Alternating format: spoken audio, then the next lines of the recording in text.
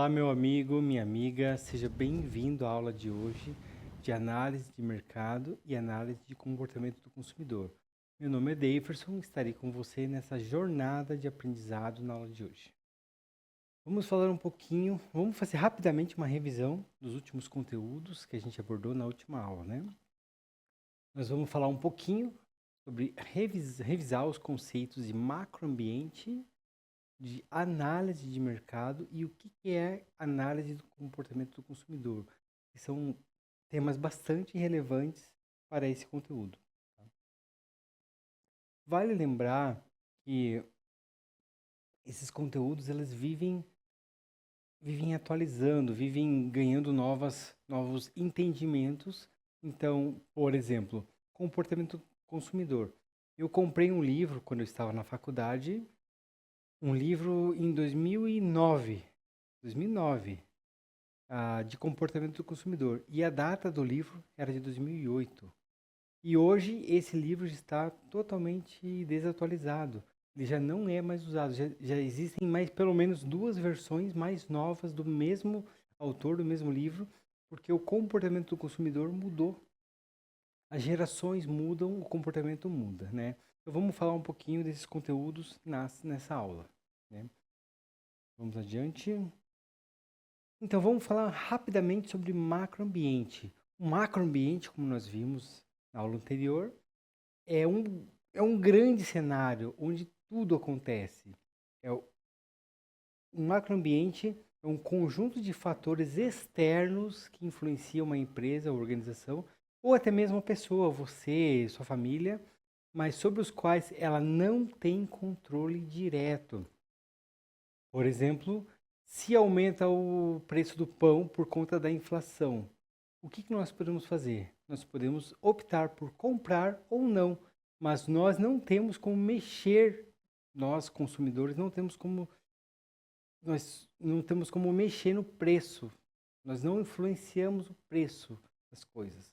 Então, é essa a ideia do macroambiente. As coisas que acontecem no ambiente externo, no mercado, que influenciam a empresa, os consumidores, mas não temos poder para influenciá-los. Então, o primeiro é o ambiente político. São as leis trabalhistas, as taxações, os impostos, as leis ambientais. Tudo que o governo faz influencia as decisões das empresas, as ações das empresas ou até mesmo as ações dos consumidores. Ambiente econômico, que diz respeito a, por exemplo, à inflação, a alta do dólar, a alta de taxas de juros. São coisas que nós, consumidores, não podemos interferir, mas elas vêm e nós temos que nos adaptar a essa nova realidade. Assim acontece também com o ambiente social. Ambiente social, pense, na década de 80, as famílias, na década de 80, 70, as famílias tinham muitos filhos. Tinham na faixa de uns 5, 6, 4 filhos por família. Hoje em dia, tem casais que querem ter 2 filhos ou não, ou até não ter filhos. Ou seja, de 2 pessoas antes faziam 5, 6. Agora de 2 pessoas tem 1, 2. Então a população está diminuindo, os jovens estão diminuindo. Isso impacta sim o consumo, porque aumenta o número de idosos num ambiente, num país. E o aumento do número de idosos aumenta também as oportunidades de mercado. Você pode ter serviços exclusivos para idosos e diminuição dos produtos para crianças, por exemplo, né? Ou até mesmo maior especialização. E também um ambiente tecnológico. Ambiente tecnológico entenda não só a tecnologia, por exemplo, o lançamento de celulares. A gente tem hoje um mundo na palma da mão. A gente pode acessar a internet e ver informações do mundo inteiro na palma da mão, por meio do nosso celular. Essa tecnologia de você ter um celular, ter um aparelho que faça essa conexão, é um avanço tecnológico.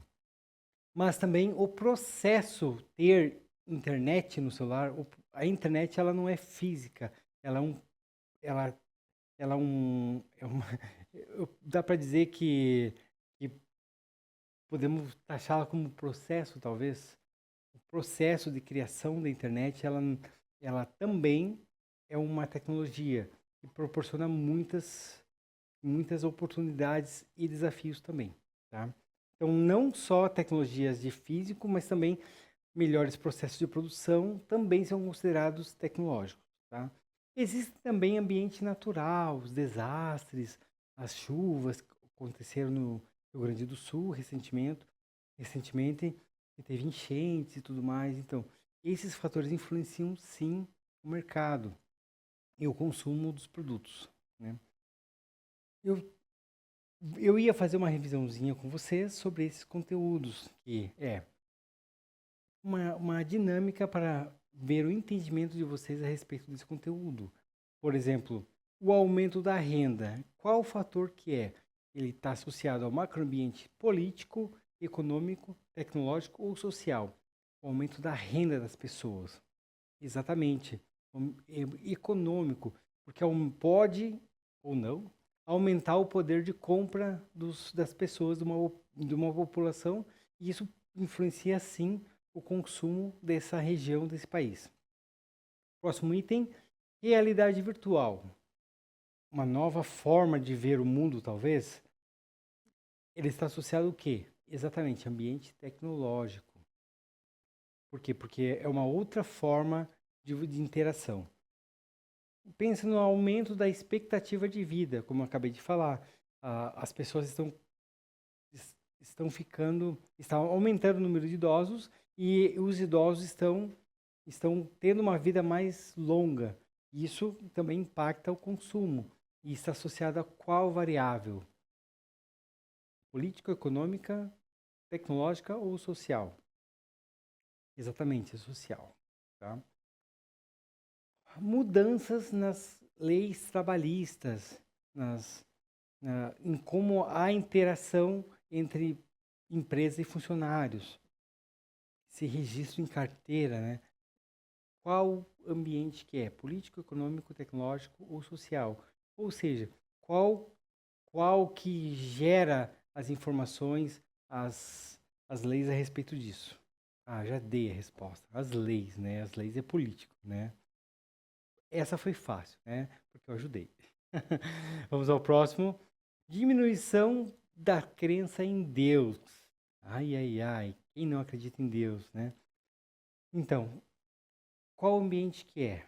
Influencia? Sim, influencia. E é um ambiente social. Cotação do dólar alta, né? Mudanças na transição de moedas. É ambiente político, econômico, tecnológico e social. Exatamente, econômico. Aí você pensa, mas o presidente fez tal coisa e aumentou o dólar. O pessoal, aconteceu um evento político, mas ele está associado ao ambiente econômico. E o impacto dele é na economia e não na política, tá? Vamos lá, taxação da Shein. Quem gosta de produtos da Shein? Então, qual que é? Qual ambiente? Político, né? Quem taxa é o governo, né? E a inteligência artificial? Qual que é? Político, econômico, tecnológico ou social? Exatamente, não tem outra opção, é tecnológico, né? A possibilidade de você fazer uma pergunta e ele responder com várias opções de resposta, sim, isso, isso é tecnológico. Então vamos adiante. Revisando os conceitos da aula mesmo, da análise de mercado e análise do comportamento do consumidor. A análise de mercado em si é uma investigação para entender melhor o que acontece em um setor ou mercado específico. Pensa assim, toda vez que você ouvir assim a palavra mercado, eu sugeriria que você pensasse, dependendo do contexto, você pode interpretar de duas formas. Mercado, tipo, o mercado brasileiro, ou seja, o que acontece no Brasil em termos de comercialização de produtos, interação econômica. Então, tudo que acontece numa região. Ou o mercado entenda também como um setor. Por exemplo, o mercado de soja.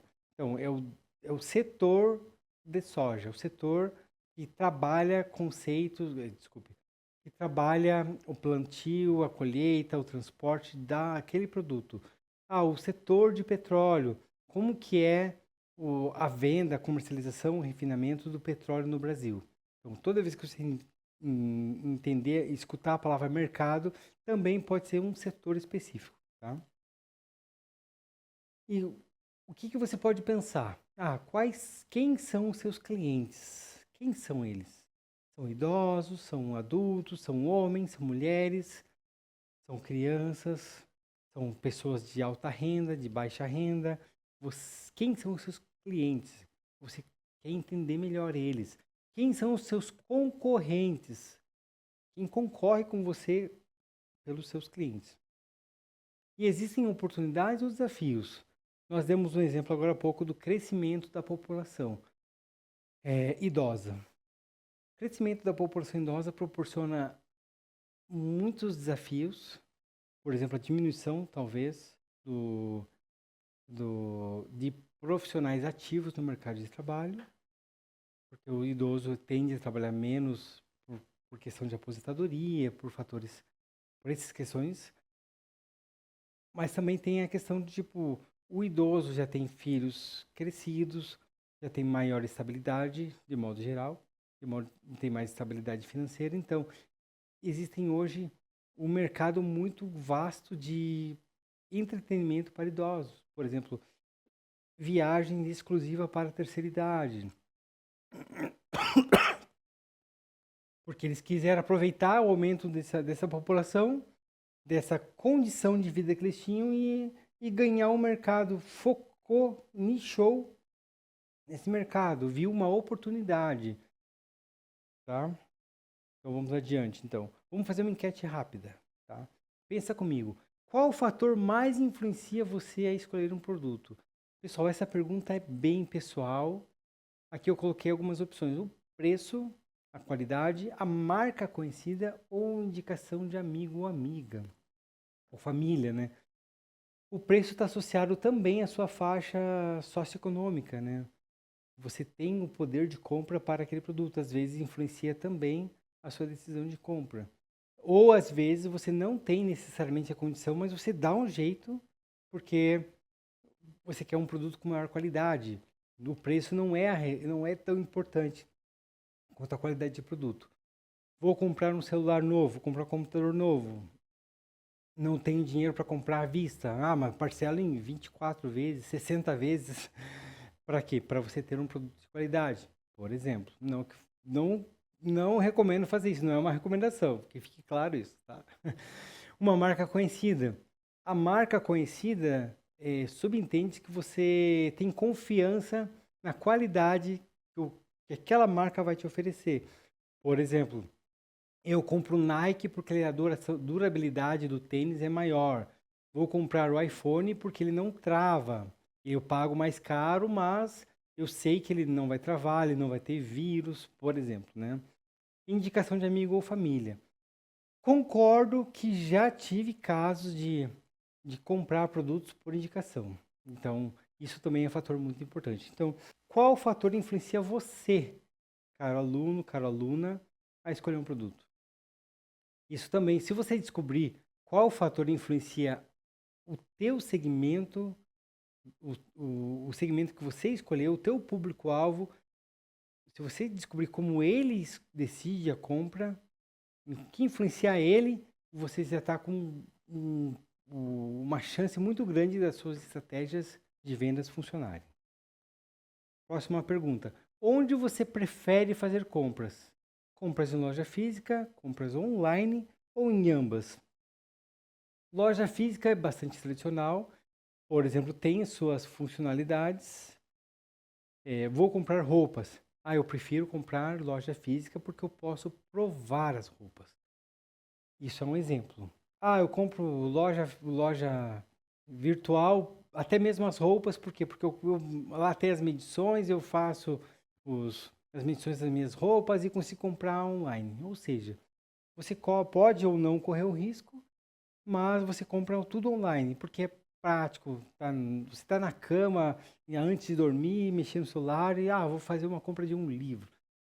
E também tem questões que não tem mudança no tamanho, né? Por exemplo, você vai comprar uma camisa, às vezes você compra uma camisa de uma marca, ela tem um tamanho. Você vai comprar uma camisa P ou M de uma marca é um tamanho X, uma forma, né? E vai comprar de uma outra marca B, é uma forma um pouco diferente, um pouco maior, um pouco menor. Então, mas tem produtos que não tem esse problema. Por exemplo, compra de livros, compra de equipamentos eletrônicos. Isso é importante você. Aí você entra a questão da marca. Você confia na marca, você acaba comprando o produto. Mas às vezes você quer provar se é um produto novo. É um celular de uma marca que eu não conheço. Eu quero primeiro testar para ver se eu me adapto àquela tecnologia. Ou ambas, né? Eu compro online, compro físico, do jeito que for conveniente. Ou o produto estiver disponível. Vamos à próxima pergunta. Qual tipo de propaganda mais chama a sua atenção? O tipo de propaganda que mais chama a atenção está bastante ligado à sua geração, à sua idade. Por exemplo, tem pessoas que a propaganda funciona perfeitamente bem se ela estiver nas redes sociais. É muito comum o público mais jovem perceber isso, receber esse tipo de comunicação por meio das redes sociais. TV e rádio já é um povo com uma idade um pouco mais avançada. Por quê? Porque eles têm contato. Eu, por exemplo, falo por mim. Eu não assisto TV aberta.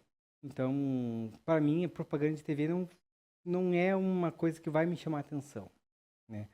Mas a minha mãe e meu pai, com certeza, eles vão ser impactados mais pela propaganda da TV do que rede social, porque eles não têm rede social, né? Então, depende muito do público.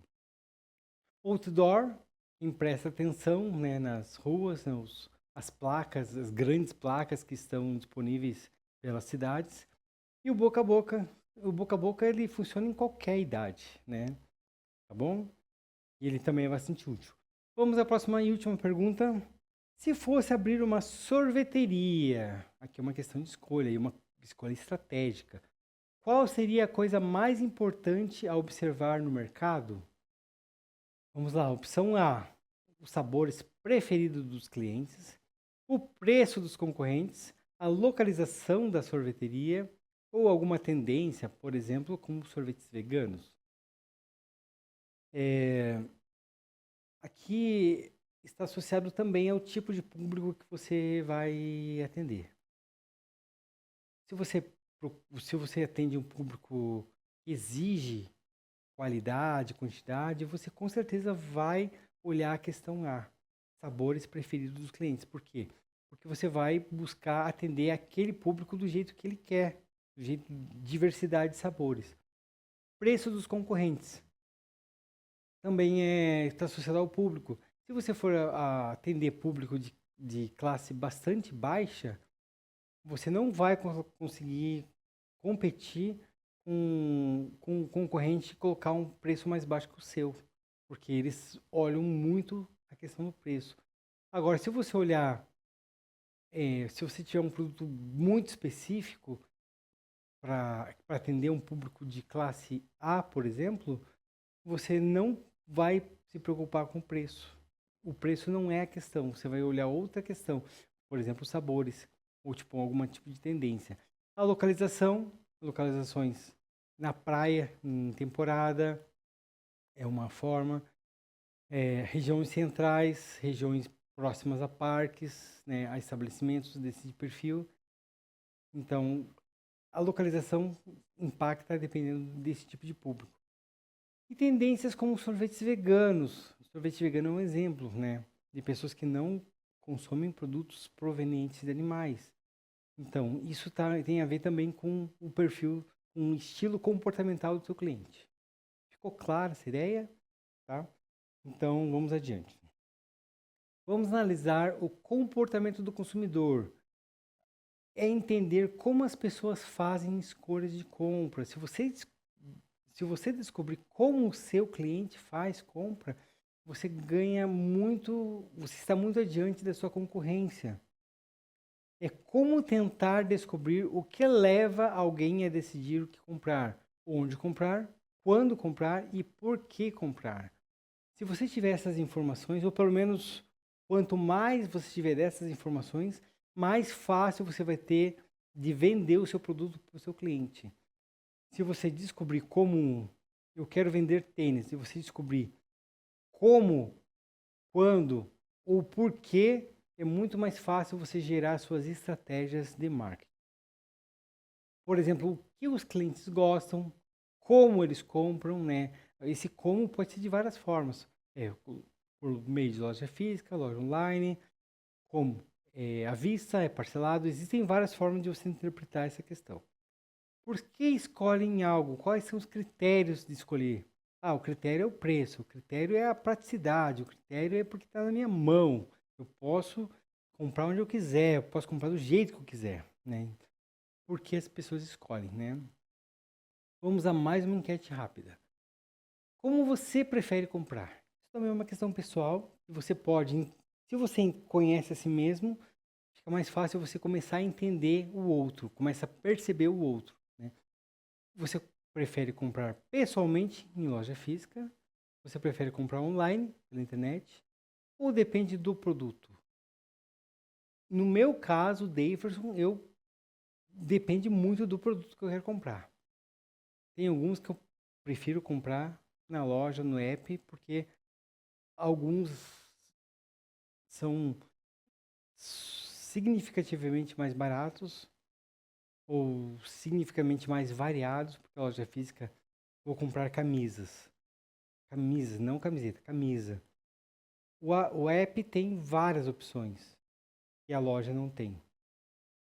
É uma questão, é uma determinação de escolha por meio do app, do app, tá?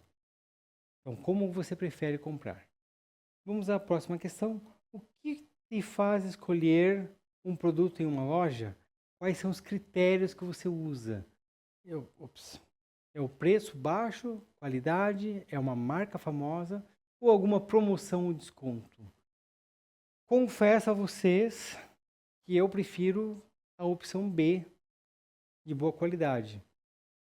A questão C, ela é bastante questionável para mim, porque assim, as marcas, por exemplo, Adidas e Nike, ambas têm produtos de muito boa qualidade. Então, há uma preferência em questão de design, de outros fatores, até mesmo de preço, mas são outros fatores que comandam a minha escolha. Até mesmo a promoção de desconto, tá? Agora, como você prefere? Como você prefere escolher? Como você faz escolhas? Quais são os seus critérios, né? Vamos adiante. Você costuma planejar suas compras ou compra por impulso? Você planeja receber o salário, mesada no começo do mês? Vou comprar uma camisa, vou comprar uma calça, vou comprar um tênis esse mês, uma meia nesse mês. Ou você, tipo, passa pela loja, vê que tá barato, tem um desconto, tem uma promoção e impulsivamente acaba comprando, né? Sempre planeja, quase sempre planeja, ou compra por impulso com frequência. Isso é uma coisa que você pode identificar no seu público. Tem público, sim, que compra em grande quantidade de modo mais impulsivo. E tem grupo de pessoas que compram de modo mais planejado. Ou até mesmo tem produtos que você compra mais de modo mais planejado. De modo normal, de modo comum, as pessoas planejam bens duráveis. Por exemplo, um computador. Geralmente um computador não é comprado por impulso, geralmente. Um carro, uma casa, são coisas que você vai manter por muito tempo. Então, geralmente você planeja pelo menos como que você vai pagar aquilo, né? Agora, compra por impulso, geralmente está associada a produtos mais de consumo rápido. Por exemplo, roupas que você vai usar na hora, usar em data próxima, né? Chocolates, doces, né? Esse tipo de...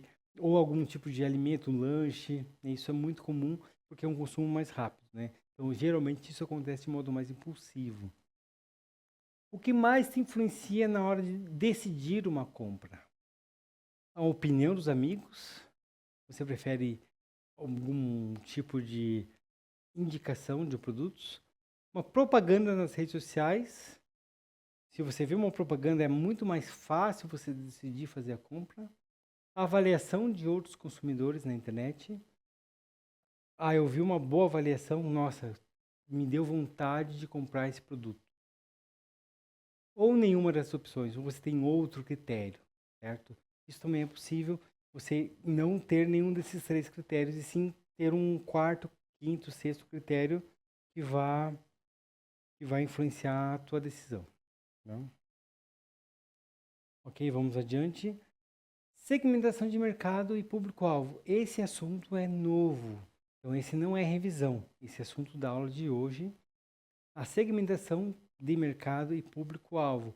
Um critério mega, mega, mega importante, relevante, que é a base de toda a sua estratégia de marketing, é a definição, a determinação do melhor possível do teu público-alvo. E segmentar o mercado significa dividir os seus clientes, os consumidores, em grupos menores, com características comuns. Vou atender somente pessoas de alta renda, ou seja, você não vai atender, não existe em marketing, o meu produto é para todo mundo. Não existe isso. Essa questão não é, e não é possível. Você vai vender roupas de lã tricotadas, então você vai vender para um público específico, porque jovem usa muito menos essa roupa. Então aí você já classifica quem que é o teu público com base na ideia do seu produto. Para que as empresas possam criar estratégias específicas que atendam melhor às necessidades desses grupos. Vou vender, por exemplo, vamos comunicar a venda de estatuazinhas de santos, né?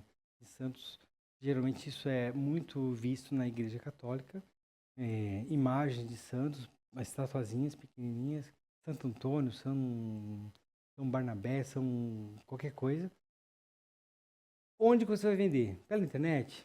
Às vezes você não tem um público muito grande. Porque quem compra isso é um público mais idoso, é um público que tem uma idade mais avançada. Então, onde é mais fácil vender? Pela internet ou na saída da igreja? Onde é mais fácil vender esse tipo de bens? Então, você vai atender a necessidade do grupo de acordo com os critérios dele, né? Com as necessidades dele. Vamos adiante. Então, alguns tipos de segmentação. Pode ser segmentação demográfica, que é baseada em idade, em gênero, renda, educação, ocupação, que é como a população vive, né, demograficamente. Por exemplo, um fabricante de brinquedos segmenta o mercado por faixa etária, como crianças de 3 a 6 anos. Então, ele segmentou, ele vai fazer para aquele público. Ah, mas a minha filha tem 7, 8 anos e gosta dos brinquedos. Então, você definiu o público para aquela idade. Não significa que os demais não possam comprar. O que está fora dessa faixa pode ser consumidor, mas não é o público-alvo da sua empresa, certo? Eu compro camisas de determinada marca, por exemplo. Ela é para determinado tipo de público, tipo público executivo. Eu não sou executivo, mas eu gosto de usar. Então, eu não sou público, mas eu sou consumidor dessa marca. Tá? Outra segmentação pode ser geográfica, por localidade. Considera localização, clima ou região. Ah, professor, o que é segmentar por clima? Ou seja, vamos lá. O exemplo já explica exatamente isso. Uma marca de roupas pode adaptar a coleção para regiões quentes ou frias. Por exemplo, aqui no Brasil não acontece, né? O frio daqui, o grande frio daqui é um pouco na faixa dos, sei lá, na região sul é 0, -1, -2, em inverno muito intenso. Região norte, nordeste, às vezes não tem um frio tão grande. Às vezes o frio para eles é 15 graus, 20 graus. Às vezes isso é frio para eles. Mas em Nova York, no inverno deles, e chega a -10 graus, que tipo de roupa que você vende para eles? Onde neva, você não consegue andar de tênis em lugares onde a neve é muito densa. Você tem que ter uma bota, um tênis específico para aquilo. Mas essa bota, esse tênis vende no Brasil? Não. Esse produto é para regiões frias, de determinado tipo de frio, frio que neva. Então, isso é tipo uma segmentação geográfica. Esse produto não vende aqui. Algumas jaquetas, blusas que vendem para aquele tipo de inverno não vende no Brasil. Por quê? Porque não precisa. Seria muito quente para a região. Até mesmo produtos muito para o calor daqui não serve para lá, porque mesmo o calor daqui, a mais quente, entre aspas, do calor daqui é muito para eles lá, muito diferente do que eles estão acostumados, do que eles precisam. Outro tipo de segmentação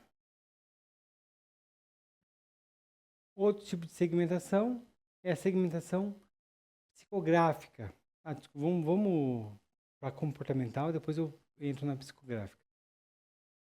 Segmentação comportamental, que é baseada nos hábitos de compra, uso de produtos ou lealdade à marca. Por exemplo, promover produtos premium para consumidores que valorizam qualidade em cima do preço. É o que eu tinha comentado com vocês. Alguns produtos, por exemplo, Davidson, eu dou um jeito de pagar depois, mas a qualidade é primordial, certo? Eu vou comprar um computador, eu não vou comprar, depois eu vejo. Não, eu compro um bom, porque eu sei que eu vou usar por muito tempo, de modo que ele atenda a todas as minhas necessidades. Ou seja, é uma forma de eu decidir fazer a minha decisão de compra, né? Então, qual o hábito de compra que você tem, como você usa o produto ou qual a sua lealdade à marca, né? Então, e outra segmentação é a psicográfica, que leva em conta o estilo de vida, os interesses, valores ou personalidade, né? Como, por exemplo, uma empresa de alimentos saudáveis direciona seus produtos para consumidores preocupados com o bem-estar. Não só bem-estar, mas também pessoas que praticam esportes. Eu gosto muito de pedalar, de fazer corrida de rua, então eu corro meia maratona, por exemplo. Então tem produtos específicos para isso. Então, para esse estilo de vida. Então, eu entro nessa segmentação psicográfica das empresas que são desse setor. Tudo bem? Então, vamos a mais uma enquete rapidinha, tá? Qual critério de segmentação você acha que é mais eficaz para uma marca de roupas esportivas? Ó, pessoal, já definiu o público, né? Roupas esportivas, segmentou já para uma linha muito específica, roupas esportivas, é demográfica, que vai levar em conta idade, gênero? Sim, talvez, é possível. Psicográfica, estilo de vida e interesses? Talvez. Ou também, né? Geográfica, por uma região ou clima? Também pode ser, não impede, né? Mas é especificamente essa? Ou é comportamental, com frequência de atividades físicas? Então, uma marca de roupas esportivas com certeza vai segmentar melhor, se levar mais em conta a questão comportamental. Vamos adiante. Imagine uma confeitaria no centro de uma grande cidade, como Curitiba, São Paulo, uma capital. Qual público-alvo seria mais estratégico? Qual seria melhor essa cafeteria atender? Qual o público-alvo dela? Seriam estudantes universitários procurando espaço para estudar? profissionais que precisam de um café rápido no caminho do trabalho, turistas interessados em experimentar experiências locais ou moradores da região que procuram um ambiente confortável para socializar.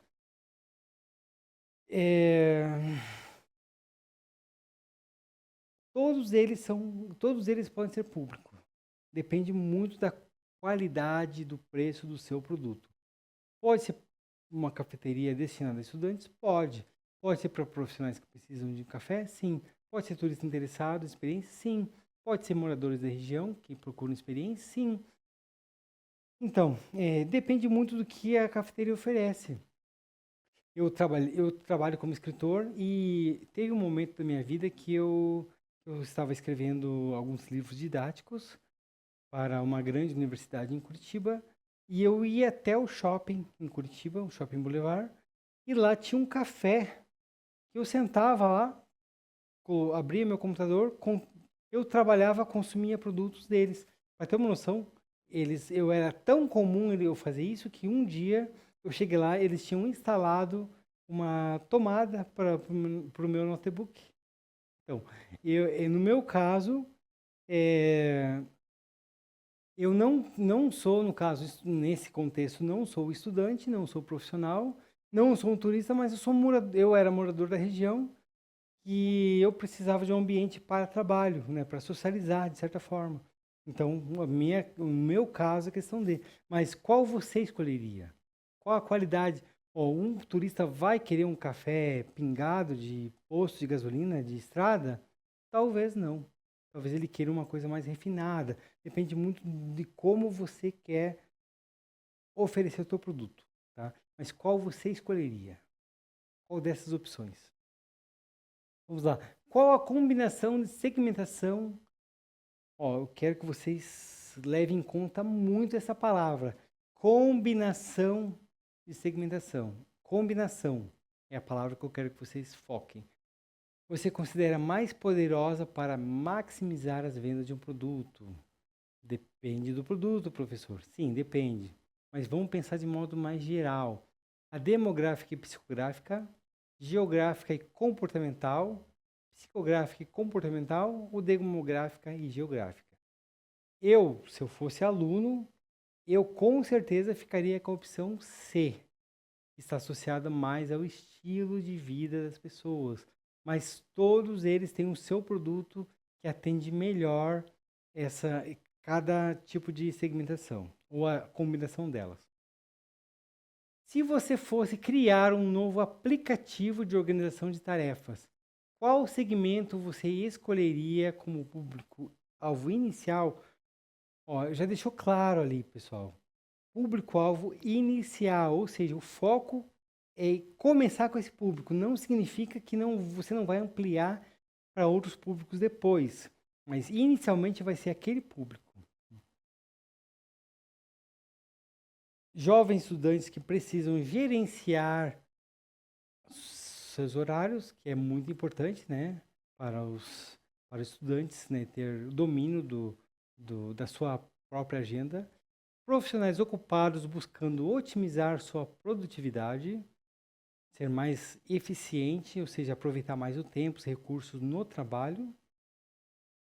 Para pais que precisam organizar tarefas domésticas e familiares, saber o horário para fazer as atividades da casa, para sair com a família, ou aposentados buscando simplificar suas rotinas, aproveitar melhor o tempo, né?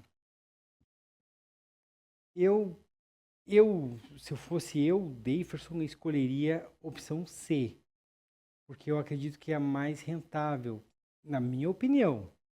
Mas você pode ter a sua opinião, tipo, eu quero atender os jovens, porque eu sei o quanto é difícil estar graduando numa universidade e não conseguir gerenciar meus horários, por exemplo. Você pode escolher qualquer opção, tá? Então, fatores que influenciam o comportamento do consumidor. Esses fatores são vários fatores que nós continuaremos na aula que vem. Mas essa aula nós vamos falar sobre fatores culturais. As normas culturais, as crenças e valores de uma sociedade moldam as preferências dos consumidores. Vamos dar um exemplo. Em países onde a sustentabilidade é um valor cultural forte, ou seja, um país que preza pela sustentabilidade, marcas que promovem produtos ecológicos tendem a atrair mais consumidores. Esse é um exemplo.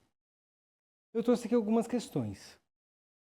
A primeira imagem da cruz, de Jesus na cruz, ela representa o cristianismo, certo? Ah, é a religião católica? Não. Religiões que acreditam em Cristo. Isso engloba o catolicismo, engloba as religiões evangélicas e todas as que envolvem o Cristo como Deus.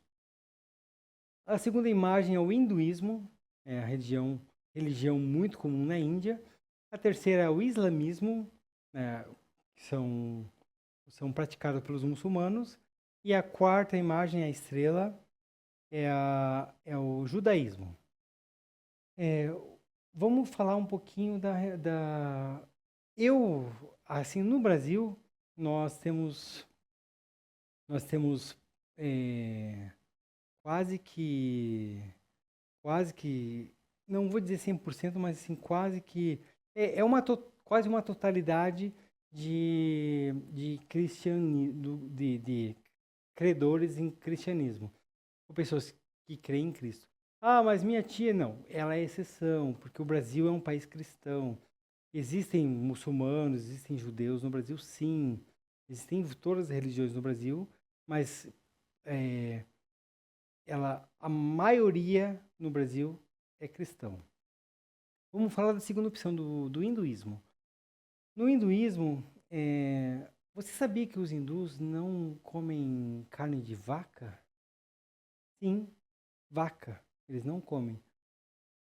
Se você abrir um abate de animais, de vacas lá, você vai ter muito problema com a cultura deles, porque eles consideram a vaca parte de uma divindade. Por exemplo, lá na Índia existe o deus Shiva. Lá tem vários deuses, né? E um deles é o deus Shiva, deus da guerra. E o deus da guerra, ele é montado, ele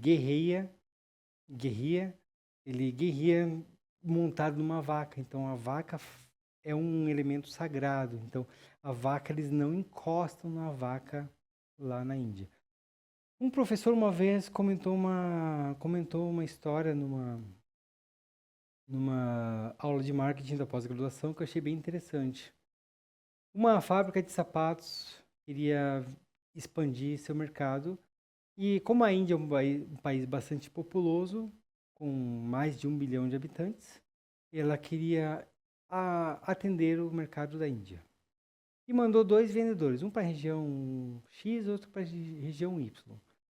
O primeiro vendedor ligou para dar o feedback, para ver o posicionamento dele em relação à abertura de uma nova filial na Índia, e falou assim: não desfaçam o projeto de abrir uma filial na Índia, porque aqui ninguém usa sapato, certo? Então não vai valer a pena. Aqui, se a gente abrir aqui, vai quebrar a empresa. Então não abram porque ninguém usa sapato. O vendedor de outra região ligou, dando feedback, e falou: não vamos abrir uma, vamos abrir 3, 4, 5 filiais aqui porque ninguém usa sapato. Ou seja, um olhou que ninguém usa sapato e viu como, não, ninguém usa, não vai ter clientes aqui. O outro viu que ninguém usa e pensou: nossa, que mercado para a gente explorar, porque ninguém usa, então não tem concorrentes. Qual vendedor está certo? Então, gente, talvez os dois sejam certos. Ou às vezes os dois sejam errados, não sei. Qual o fator que você tem que levar em conta na hora de abrir ou não uma fábrica, decidir qual dos vendedores está certo? Descobrir, pesquisar qual fator leva a população a não levar sapatos, a não usar sapatos. É um fator cultural ninguém usa sapato porque é uma questão religiosa, uma questão de alguma crença, de alguma questão cultural deles, que eles não usam, ou eles não usam porque não têm dinheiro, porque são pobres, certo? Qual das duas? Se for uma questão cultural, é melhor não abrir. Mas se for questão de preço, de não ter condição, às vezes pode ser uma oportunidade se o seu produto tiver atender, conseguir fazer um preço que atenda aquela população. Eu coloquei os muçulmanos e o islamismo e o judaísmo, né, que são aquela lua com a estrela e a estrela de Davi. Ambas as religiões não comem carne de porco, né? Então, se você quiser fazer um abate de animais lá de vender, vou vender bacon para Israel, ou para a região norte da África, você vai perder dinheiro, por quê? Porque a região do, do, onde o judaísmo e o islamismo são fortes, o consumo é muito pequeno, muito pequeno. Não é nada que confronte a religião deles, mas isso é uma coisa que a religião não permite, então são questões religiosas que influenciam sim o comportamento desses consumidores, tá? Você não pode abrir, por exemplo, em Israel. Poder pode, mas você vai perder dinheiro. Alguma coisa que envolva qualquer tipo de movimentação, trabalho, de sexta para sábado. Porque sexta, a partir das 6 da tarde até sábado, às 6 da tarde, eles têm o Shabá, certo?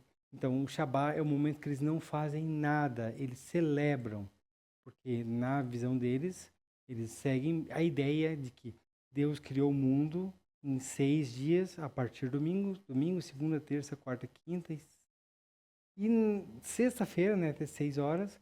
E no sétimo dia, que é sábado, ele descansou, ele apreciou a obra dele.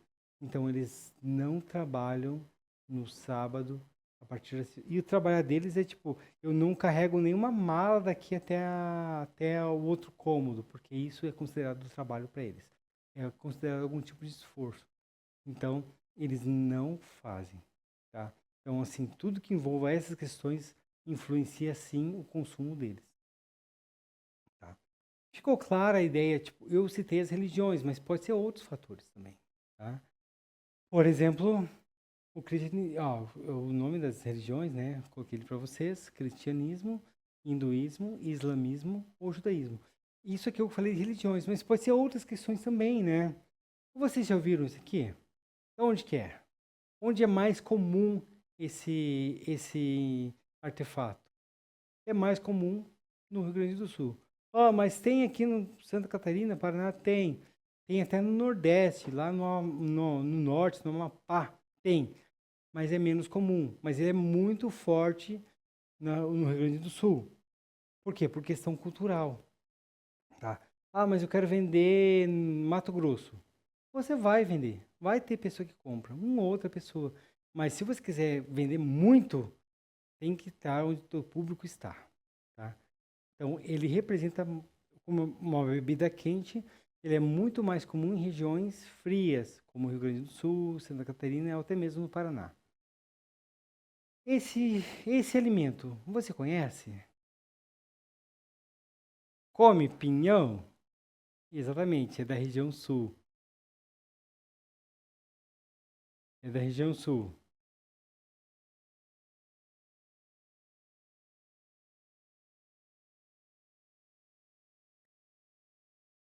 É da região sul.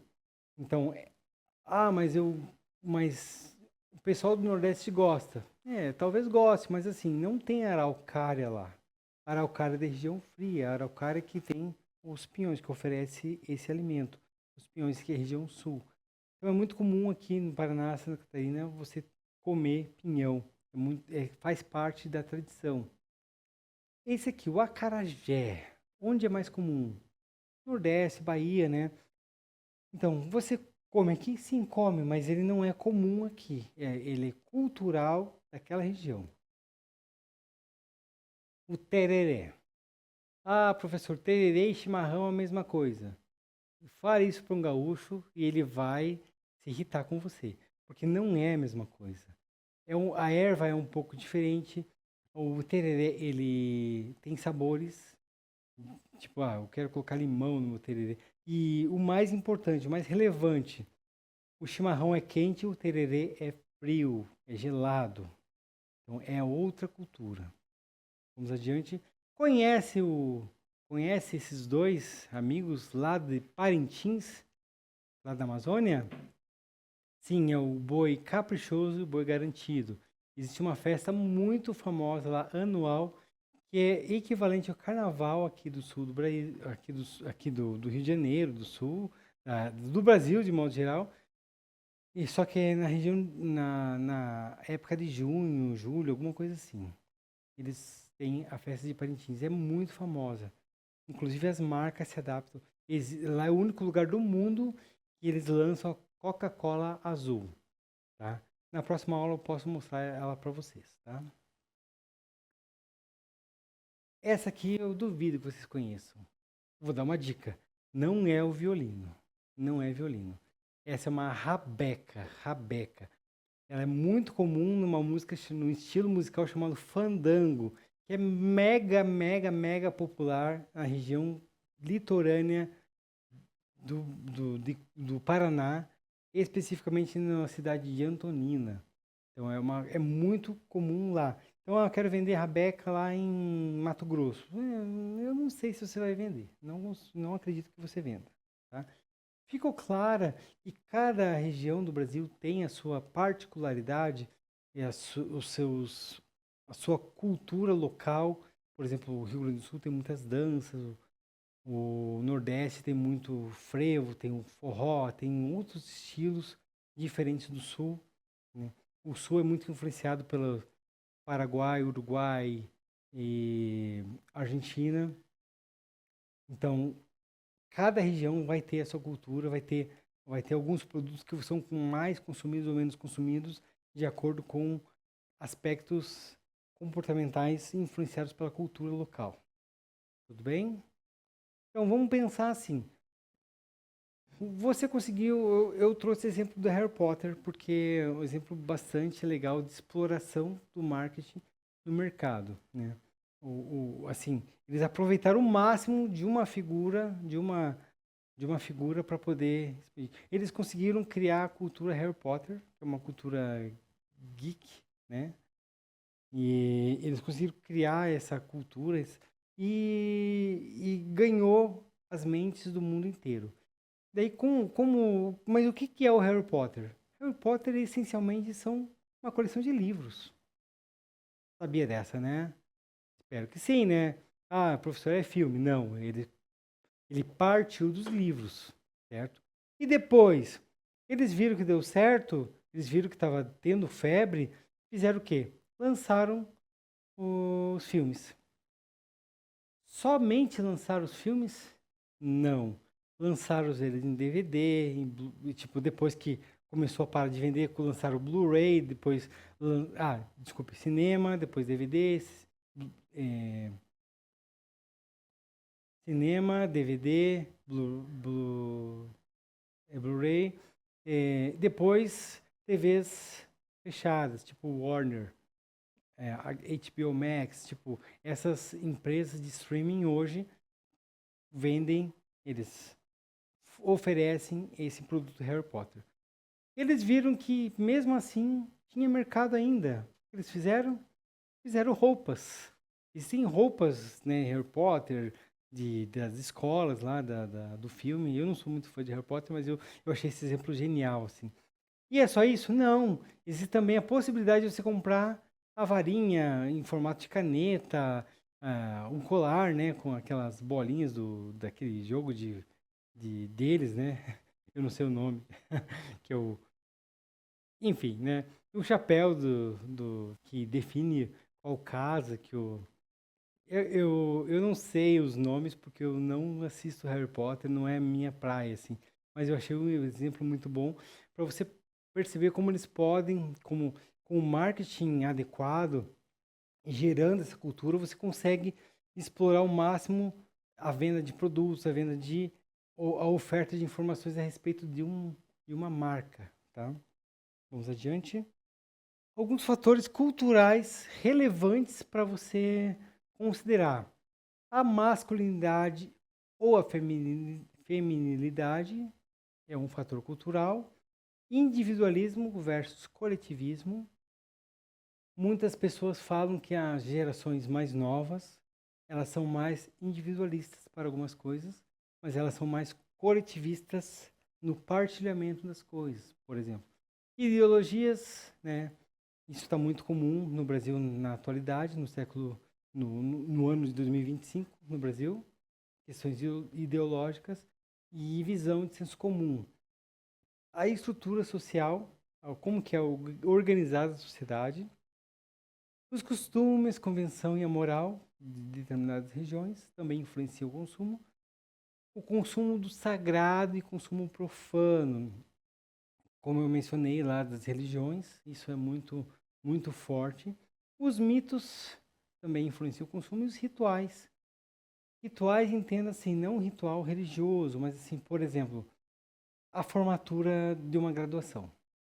A formatura, depois que você termina a faculdade, por exemplo, o ensino médio, é feita uma cerimônia para entregar o certificado, para entregar o diploma. Então, aquilo é um ritual de passagem da fase de estudante para a fase de formado. Então, isso é considerado um ritual. Existem vários rituais. A festa de 15 anos de uma moça que é a passagem do estado de adolescência para estado de mulher. E, tipo, é todo um processo, então tudo um ritual, tá? Então, a atividade seguinte a atividade proposta é a seguinte: vocês vão se dividir em grupos de 3 ou 4 alunos e vocês vão escolher um produto ou serviço. Eu coloquei ali 4 opções, né? Vocês podem ver o sushi, que é originário do Oriente, do mundo, né? Originário no Japão. O taco mexicano, que é originário da região da América do Norte. A feijoada, que é especificamente brasileira, que ele é um produto brasileiro.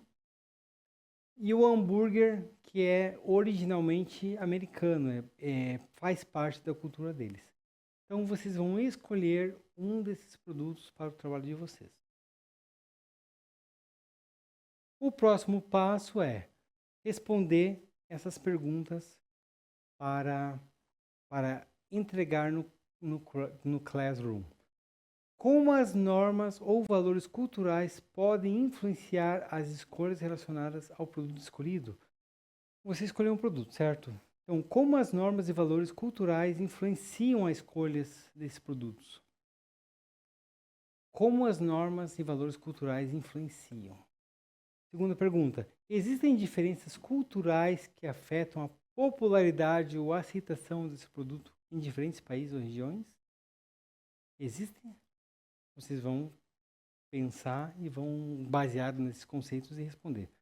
E a última pergunta: que adaptações as marcas podem fazer ou fazem para respeitar as culturas locais? Por exemplo, o McDonald's adapta seu hambúrguer em diferentes países. Por exemplo, na Índia tem produtos de McDonald's que são específicos de lá, que não tem em outra parte do mundo. Por quê? Porque está associado à cultura local, aos gostos locais, né? Tudo bem? Alguma dúvida? Vamos adiante, então. O que nós vimos na aula de hoje? Nós vimos um resumo a respeito dos macroambiente, dos conceitos iniciais de análise de mercado e análise do mercado do consumidor. E vimos também os fatores culturais que influenciam o consumo, tá? Essa aula vai ficar disponível para vocês terem contato depois, né? Aqui as referências usadas, as imagens que eu usei. Ok? Alunos, Muito obrigado pela participação da aula de hoje e faça o exercício, que vai ser muito importante para o entendimento de vocês nesse conceito de comportamento do consumidor e analisar os mercados consumidores, tá? Um ótimo estudo para vocês. Até a próxima aula.